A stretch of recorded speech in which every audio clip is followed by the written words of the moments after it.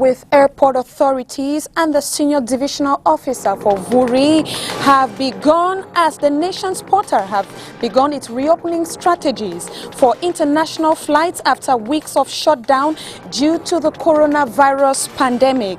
And sport activities in the Douala 4 municipality are prohibited till further notice to protect the environs of the Douala 4 municipality from contacting the COVID-19 pandemic. And the nation continues to wail over the death of popular Makossa legend Ngeya Lahut. What are their thoughts this day? Find out on tonight's edition of the news. Those are top stories. Good evening, ladies and gentlemen. Thanks for joining us on the English Newscast on Spectrum Television. I am Josephine Bindzi. As announced in the headlines, work sessions with airport authorities and the senior divisional officer for Vuri, Benjamin Boutou, have resumed at the Douala International Airport as authorities seek to fine-tune social distancing strategies as well as other hygiene and sanitation measures put in place by government ahead of the reopening of the nation's portal. John Paul Sama has details.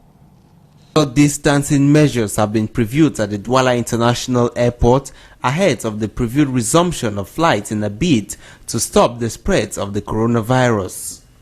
The senior divisional officer for Vuri, Benjamin Boutou, this Monday effected a visit to the Douala International Airport where he held working sessions with the administrators of this airport who assured him of the structure's readiness to receive passengers from other countries. He was made to believe that those who embark here with a COVID-19 test of less than 3 days will be directed straight to the exit, while those who don't comply to these measures will be given a rapid test and inquiries done on them before quarantine. All these measures will be applied to Air France's passengers who are expected to land in the country tonight, about 220 of them, before the resumption of commercial flights. International airport of Douala was being resumed. The activities, it is normal that come to reassure that these activities can be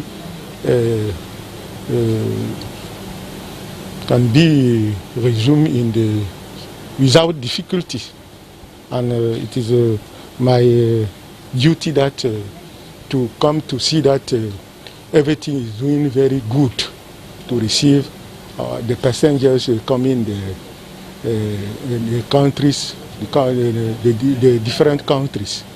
We know that we can fight against this coronavirus and to protect our population.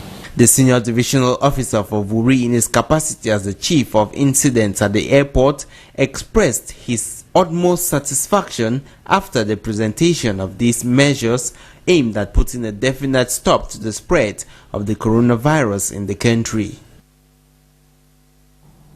According to some health experts, lawyers, just like doctors, are more vulnerable to the coronavirus pandemic, and they say lawyers mostly die of the disease. Dr. Etoile Roger, a public health doctor, says mostly lawyers die of the coronavirus due to poor health condition. Barrister Ashwe Manuel, reacting to this, has debunked this point of view.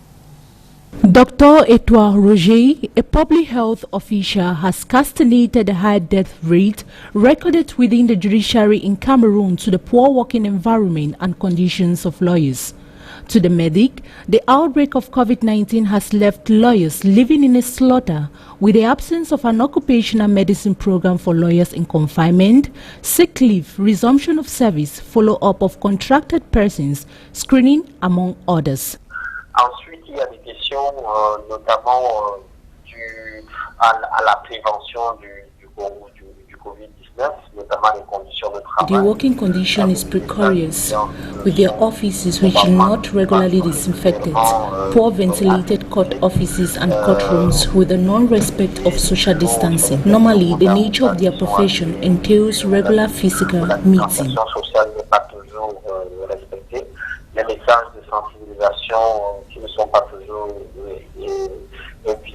To Dr. Etoile Roger, there is an urgent need to implement a vigorous response plan to save lawyers who are exposed in the discharge of their duties. His view is corroborated by Senior Barrister Agbo Ashu Emmanuel, who confirmed the non-respect of anti-COVID barrier measures by some judges during court session in some courts in Douala.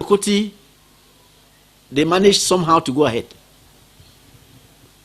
And fortunately for them, we don't have any case from there yet. They might be, but, well, I've seen even in Dokoti, there are some magistrates who go to court without a mask. Court without a mask. They don't want to wear it. The whole public session without a mask. He, however, debunked claims by the medic indicating lawyers are more vulnerable to the pandemic and mostly died of it. Many chambers in town are closed. There are so many lawyers who are not open to business. Very few continue working like us. You see, but many lawyers have shut down their chambers and they are living in their houses. Lawyers receive clients in their chambers, and to do business, they have to go to court. When you go to the courts, few courts conduct business. The Court of Appeal has not been doing any business for the past 1 month. You go to the Court of Appeal, all matters are adjourned. Before you even come, they just put a notice. Matters coming up today are adjourned to this date. No magistrate appears in the court to receive anybody. Now, it's only courts like Ndokoti that are having regular business, and Bonaberi. Bonaberi receives people, adjourns most of the cases, and tries a few. Because people are forced to wear masks while addressing the court. And many magistrates cannot hear any person talking. So they prefer to adjourn the matters until such a period when people can be allowed to express themselves freely. So I don't see where the risk, the high risk concerning the lawyers comes from. In all fairness, I think it depends on it's an individual case. My colleagues who were unfortunate to die of COVID, if you look at them carefully, you see that these are mostly people who were traveling. They are used to traveling abroad. Most of them came from outside or received people who came from outside.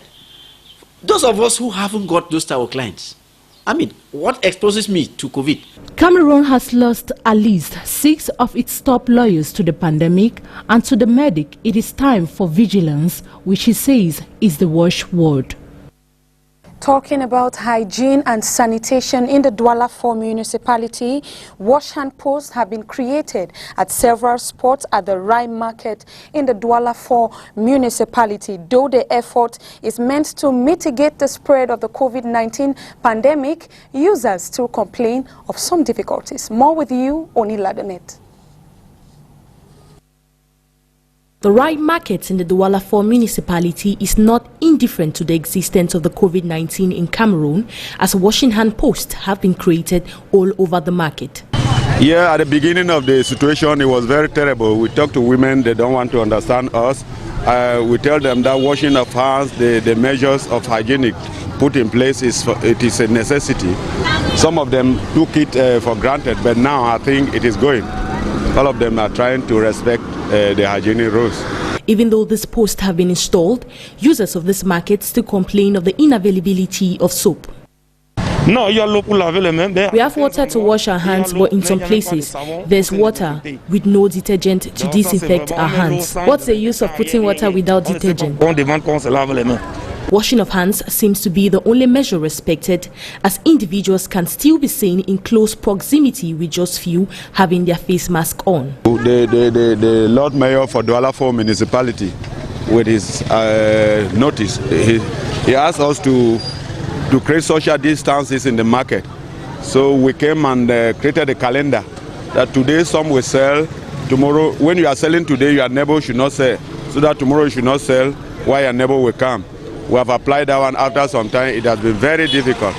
They went back to the Lord Mayor and pleaded for him to give them some chance to be selling with their nose cover, with their mask, so that in 12 o'clock they should end the market.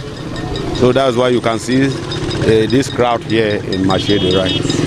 It's not possible to respect the 1 meter distance because we are in the market and everyone is struggling. It's not easy to tell a customer to stay 1 meter or 2 meters away in order to talk to you. Regardless of the numerous interventions by the council, some still remain adamant to obey these rules.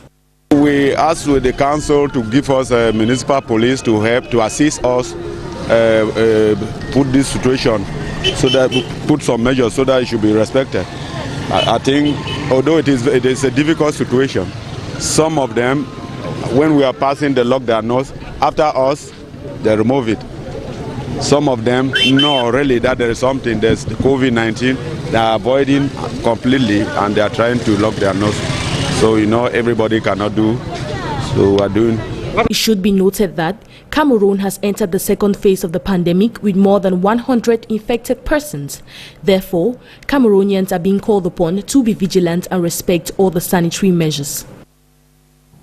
We remain in the Douala 4 municipality. All sports activities have been prohibited in Bonaberi as part of the measures to continue the fight against the spread of the COVID-19 pandemic. This follows a decision that has been signed by administrative authorities in Douala. More with you, Christe Asexwele. We came here this morning to play sports, and the forces of law and order just came in and asked us to stop playing, with the pretext that there is lockdown and that we do not have rights to be out here. It was a gloomy morning for outdoor sport lovers and other groups in and around the Bonaberi neighborhood, as they were subjugated by forces of law and order from Bononjo and Bonaberi, who dispersed them from the Ngondo festive grounds and in front of the Bunasama Council, their usual premises where they habitually engage in fitness and wellness routine activities. This came in a decision by the administrative authorities to suspend all sport activities of all nature in a bid to continue the fight against the spread of the coronavirus pandemic, which numbers keep rising in the economic capital of Cameroon. The decision was met with a lot of consternation by these fitness addicts who, according to them, consider the reason as flimsy. To them, sports is essential and vital in boosting the immune system as well as keeping one healthy and strong. We came here this morning like we always do, and we were stopped from playing our sport. All we are told is that the administration has decided that we should leave the premises.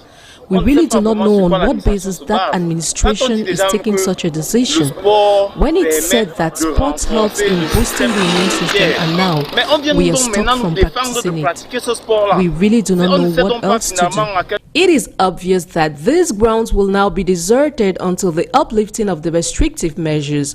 Until then, only birds and other beings will be parading these premises.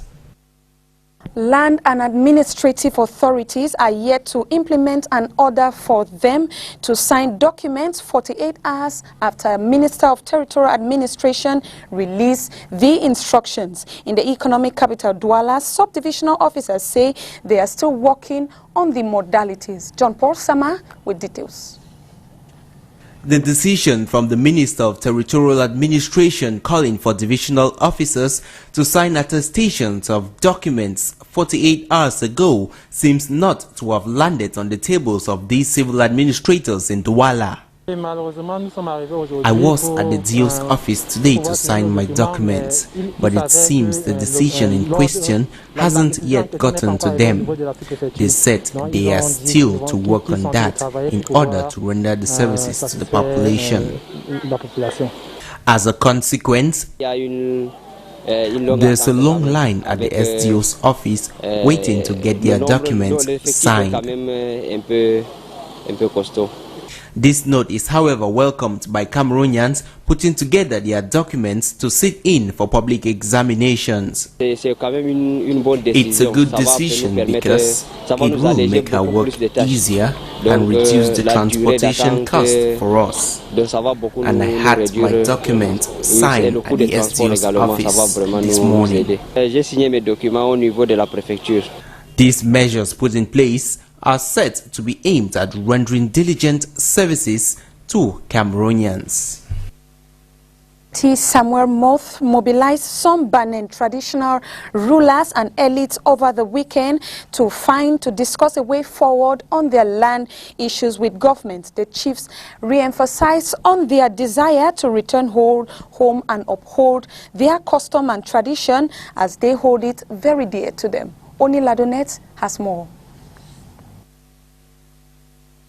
Traditional rulers in Banning have unanimously joined their voices in decrying the forceful seizure of their lands by the government. We are gathered here today in order to talk in a sort of unitary dynamic. We want to talk we want to make a sort of a short list of what we want and who are the people, our brothers, who will talk for our community. And the main problem is that the state want to expropriate us by making a land certificate in our traditional lands. The problem is that when the state have a land certificate, you cannot stay in the land again. We have 51 villages in the Yingi subdivision, 51 villages. According to these chiefs, these lands are not just habitable grounds, but hold lots of significance in regards to their ancestral and cultural heritage. The project of the government is to have to take the land that is, as it is called, no man's land. You want to have a certificate. They want to take the land to be known as the land of the government. Yes, the state land. The problem is that the population of Banen were uprising today.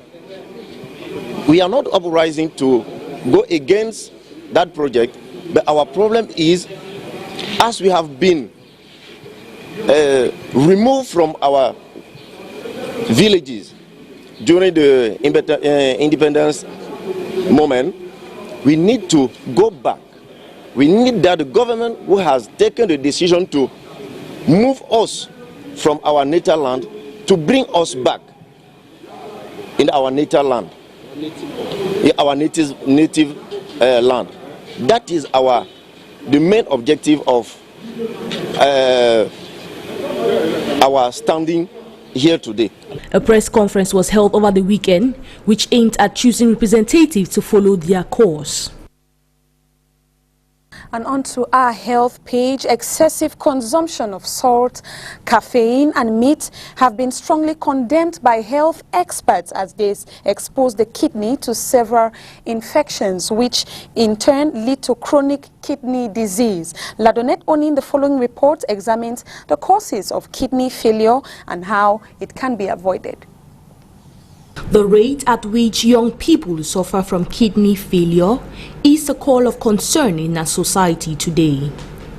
This problem is, however, blamed on some unhygienic habits adopted by some individuals. A typical example is the storing of urine in the bladder for a very long time. This act has been highly condemned by medical experts as it hampers the kidney from carrying out its job, which is filtering and eliminating waste from the system. Storing urine also multiplies bacteria and produces toxic substances that can lead to kidney infection. Large intake of meat also poses a threat to this bean-like organ, as protein digestion produces ammonia, a very destructive toxin for the kidney. Too much of salt as well as caffeine is also harmful to the kidney. In order to avoid any kidney infection, individuals are called upon to drink more than 10 glasses of water a day while keenly observing the color of their urine. Drinking lukewarm water is advised as it helps flushes out toxins. Regular checkup is suggested by health experts as some kidney infections do not show any sign or symptoms. As Cameroonians mourn the loss of Makossa legend Ngea Laroute, who passed away yesterday, the newsroom sought the opinion of Cameroonians on which track the legend greatly influenced them, and this is what they had to say.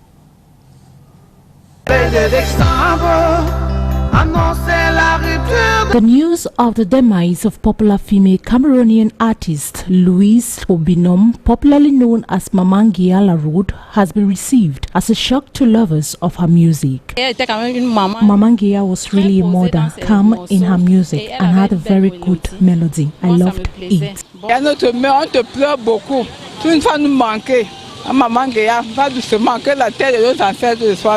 Unlike a true legend in her act, her memory still remains fresh in the minds of many. C'est le 2 décembre, après la réussite de notre amour, tout est fini, on n'en parle plus. Ce que l'on vous dit de moi, c'est pas vrai.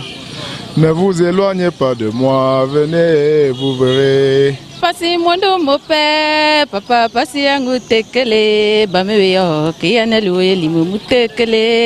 Makossa artist, whose career spans close to 3 decades with several albums, had been in bad shape after she had her legs amputated earlier this year following months spent in the hospital. Her mortal remains have been preserved at the mortuary pending funeral program. Ton univers est plus grand que le mien. J'ai décidé de ne plus en penser. Jaye si bukima enana dama koka makoe.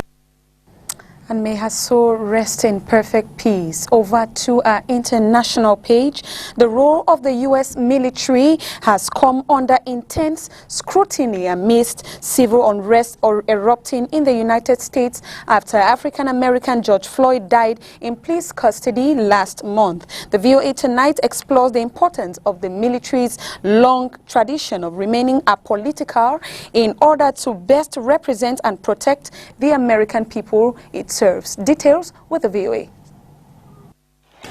The use of force against peaceful protesters in Lafayette Square by federal law enforcement, backed by the U.S. military's National Guard, sparked a nationwide debate about the role of the military in civil society. And it created an image, I think, that I think, again, gets after this idea of eroding the trust and confidence of the military. General Joseph Votel, the former commander of U.S. Central Command, who now serves on the executive board of the Center for Ethics and the Rule of Law at the University of Pennsylvania, tells VOA the military's core value to stay out of domestic politics is among its greatest assets. An apolitical military serves the nation the best. It's what the intentions were of the founders, and it is why. It is one of the very important reasons why the American military remains the most respected institution in America. Several retired top-ranking officers have spoken out after a presidential threat to deploy thousands of active duty troops to U.S. cities, a move intended for only the most extreme circumstances. And this audio leak of Defense Secretary Mark Esper speaking to governors about the protest. And so, at my urging, I agree, we need to dominate the battle space. When we can focus on the potential conflict in terms of dominating our own cities and our own people, it scares me to death, quite frankly. And if we don't do something about it, we'll look back and recognize this moment as this was the moment where really we need to do something. Esper and the top U.S. military officer also walked in Lafayette Square with the president moments before he posed for photos outside a nearby church damaged during protests the night before. Pentagon officials have stressed that neither Milley nor Defense Secretary Esper knew of the president's plans and had only agreed to go to the square to thank National Guard members for their service. Esper has said he regretted his battle space comments, and Milley on Thursday called his decision to accompany the president in the square a, quote, mistake that he had learned from. I should not have been there. My presence in that moment and in that environment created a perception of the military involved in domestic politics. The military's apolitical nature is more than a tradition. It's in the military oath of office taken by every service member. They're not swearing to support and defend the president, any president, whether he or she be Republican or Democrat. They're swearing to support and defend the Constitution. Former officials have raised concerns that the president oftentimes ignores or forgets this very point. The president has been really accumulating a sense of ownership about the government, where he makes statements about this is my military, or my generals, or my judges, so that it becomes possessive. And with a presidential election less than 5 months away, some worry that the current debate about the military's role in domestic issues won't be the last. The military is going to be really tested because this president will try to draw them into his political agenda. Carla Babb, VOA News, Washington. And that was the package we put tonight for you for the news. Take another rendezvous with us tomorrow at 6 p.m. From our team and us, for you is good night and stay safe.